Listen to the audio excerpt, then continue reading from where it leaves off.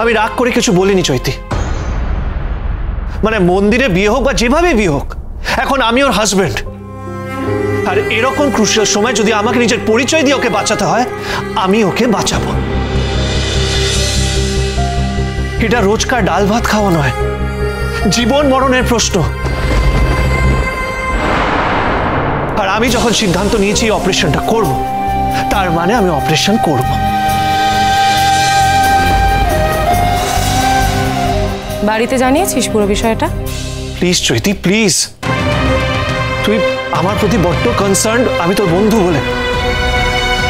আমি বাচ্চা ছেলে নই যে কারো অপারেশন করার আগে বাড়ির পারমিশন নিতে হবে। দেখ সাক্ষ্য, of course I am concerned about you, কিন্তু অন্য র্যান্ডম কোনো অপারেশনের মধ্যে আর এই অপারেশনটার মধ্যে না পার্থক্য রয়েছে। এখন তুই হাজব্যান্ড ওয়াইফ এসব কথা তুলে তো পুরো বিষয়টাকে, পুরো কেসটাকে জটিল করে দিচ্ছিস। আমি জটিল কিছু বলছি না, যা বলার একদম ঠিক বলছি, যা বলা উচিত সেটা বলছি।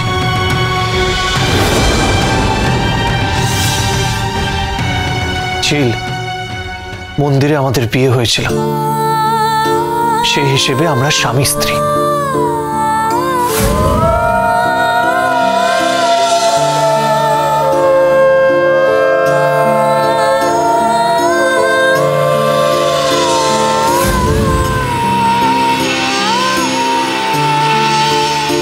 স্বামী হিসেবে আমি তোমার অপারেশন করতে চাই, আর তখন তোমার মা বাধা দিতে পারেন না আমাকে।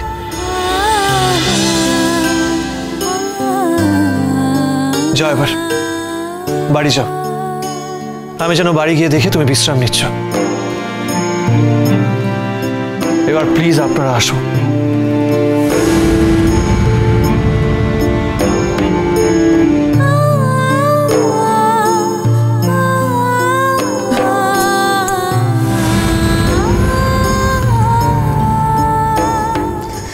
কি হলো, তুমি আবার কাঁদছো কেন?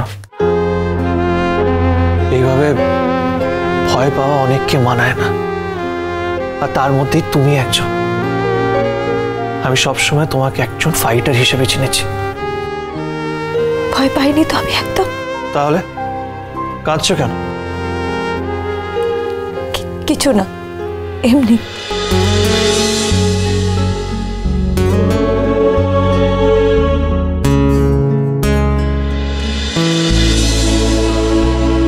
কিরে চল তোরা।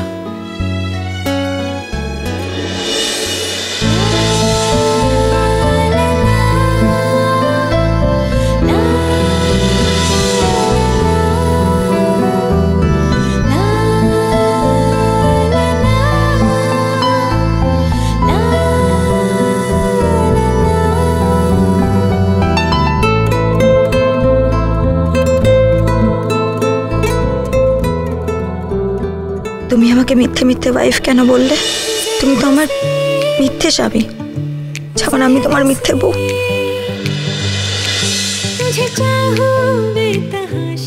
এটা জানার পরেও সকলের সামনে এই পরিচয়টা বড় করে দেখাতে চাইছো। এটা তো একটা মিথ্যে পরিচয়, তাই না? ভোলে বাবা পার করেগা, সোম থেকে রবি প্রতিদিন বিকেল 5:30টায় স্টার জলসায় ও জিও হটস্টারে।